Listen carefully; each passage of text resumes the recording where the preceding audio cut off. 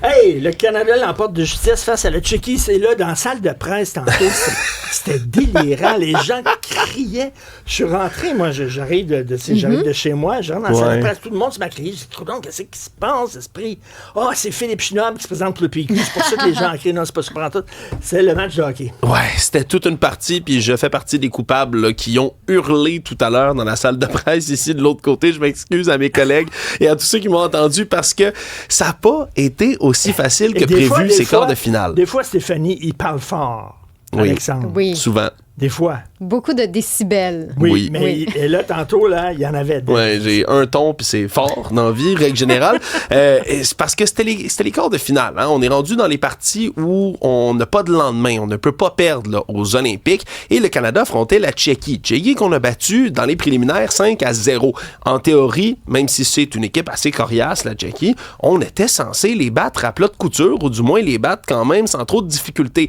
Et ça a été très difficile, finalement, comme partie. On a pris les devants 1-0. Ils ont remonté 2 autres buts. C'était 2-1 pendant une bonne partie du match. Ensuite, c'est tombé 2-2. Et là, prennent les devants avec 8 minutes à faire dans la 3e période. Ça devient 3-2. Consternation dans l'aréna.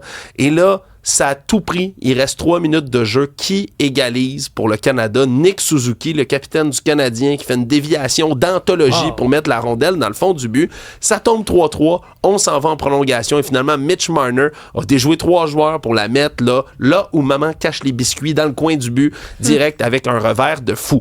Et là, ouf, soulagement, le Canada passe donc en demi-finale. C'est quoi la controverse? Ouais, c'est ça. C'est qu'il y a quelque chose d'autre qui retient beaucoup l'attention. Je vais vous montrer une image. C'est que sur le but qui a fait 3-2 pour la Tchéquie, on peut regarder, puis ça circule partout sur le web en ce moment. 1, 2, 3, 4, 5, 6. Il y a 6 joueurs de la Tchéquie en jeu. Ils sont 6. Habituellement, c'est immédiatement, bien sûr, une punition. Dès que les arbitres voient ça, c'est une punition. Mais non. Et sur la séquence que vous voyez là, vous voyez la rondelle recule et c'est sur ce jeu-là directement que la Tchéquie repart en surnombre 3-2 et compte le but qui les a mis de l'avant.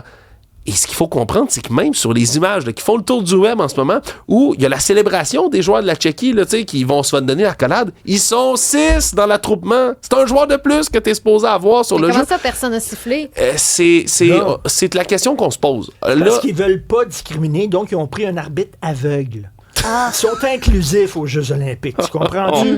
C'est pas parce que t'es aveugle que tu peux pas être arbitre. Oh non! Bref, heureusement, le Canada a gagné, mais on va se comprendre que si le Canada avait perdu, là, on en aurait dû parler longtemps de cette chose manquée de la part des arbitres. Ben, heureusement, le Canada l'emporte. On s'en va donc en demi-finale. Alors, j'en parlais, Philippe Chinob sera candidat pour le PQ à Montréal. Oui, une nouvelle candidature vedette là, annoncée par le Parti québécois. Lui qui est ancien journaliste à Radio-Canada et ex-président de la Société des transports de Montréal, de la STM. Donc, une longue expérience en communication, en gestion des transports. C'est ce qu'on a beaucoup mis de l'avant aujourd'hui. Lui qui va se présenter dans la circonscription de Saint-Marie-Saint-Jacques à Montréal pour la prochaine élection. Donc, une autre grosse candidature là, annoncée, alors qu'on se met sur les blocs de départ lentement mais sûrement. Là, tout ce qui manque, c'est un ou une chef à la CAQ.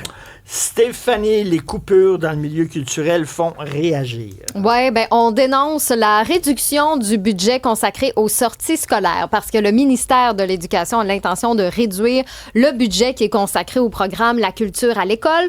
Donc, on compte le réduire de 13 millions là, pour l'année 2026-2027 et pour l'année suivante, c'est 26,5 millions qui pourraient être retranchés sur l'enveloppe initiale de 40 millions. Donc, aujourd'hui, c'est l'Association professionnelle des diffuseurs de spectacles Rideau qui dit ne pas comprendre là, parce que les impacts de ce programme-là sont mesurable. On le voit que l'exposition des jeunes à la culture dès le parcours scolaire fait en sorte que le taux de fréquentation rendu à l'âge adulte, il y a vraiment une corrélation. Là. Si tu as été exposé plus jeune, il y a beaucoup plus de chances que plus tard, tu continues de consommer de la culture. Et il y a le Front commun pour les arts qui regroupe une dizaine d'associations culturelles québécoises qui ont dévoilé une lettre ouverte aujourd'hui et qui pose la question, est-ce que le gouvernement gouvernement souhaite vraiment affaiblir davantage le lien entre la jeunesse québécoise et les œuvres qui sont créées ici. Parce que, rappelons-le,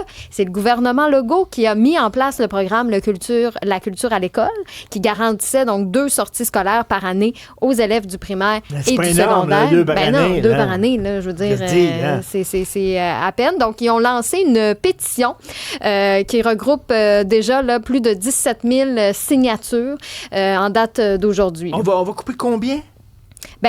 Pour la rentrée 2026, c'est 13 millions. Et pour l'année suivante, ça pourrait être 26,5 millions. On va mettre combien dans le troisième lien? On a mis 1,1 milliard de dollars pour la plateforme de SACLIC. Ça, soudainement, on manquait pas d'argent.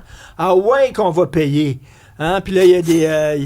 ouais qu'on va payer des sous-traitants. Là, tu me voles les mots de la bouche. Nous autres, on était payés 80$ de l'heure, on va être payés 300$ de l'heure. Ben oui qu'on a l'argent pour eux autres. Mais sortir, par contre, les jeunes à mais moi, je ne comprends pas les priorités. Là, on l'a fait cette semaine, là, savoir c'est quoi 371 millions quasiment que ça va avoir coûté. Juste les études sur le troisième lien, il n'y a rien de lancé. Ça, on a de l'argent à l'infini pour ce genre de projet-là, qu'on enterre, qu'on ressuscite, qu'on enterre. Par contre, on coupe où? D'un cours de francisation pour les immigrants, puis dans la culture pour les élèves, c'est une poignée de change qu'on aurait pu prendre du troisième lien pour ça. On parle toujours de découvrabilité, mais la découvrabilité passe par l'école, justement par ces rencontres-là qu'on nous fait faire, qu'on nous amène voir des pièces de théâtre. Ça peut être le salon du livre, ça peut être les musées aussi, ou tu sais, même les artistes, des fois, qui se déplacent et qui vont à l'école, qui vont partager leur savoir-faire et qui parlent de leur expérience aussi. Tu sais, il y a tout ça, mais la découvrabilité passe par justement ces moments-là. Mais le pire, c'est que c'est un gouvernement qui se dit nationaliste.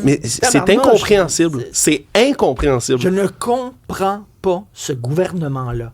Je ne le comprends pas. Mais c'est dans leur ADN d'être excessivement responsable avec les finances. Son nationalisme, on donne des gros contrats à l'Inde ou aux États-Unis, on n'envoie pas les jeunes dans les musées ou au théâtre.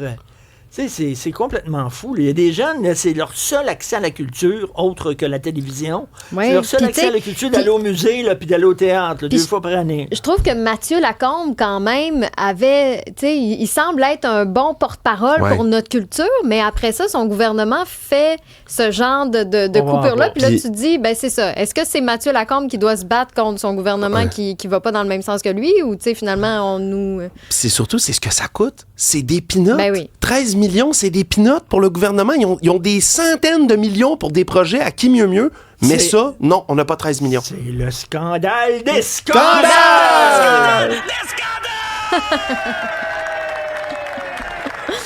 Bien senti. Bien senti. Pour d'autres nouvelles du genre, allez sur le site de l'application cube.ca.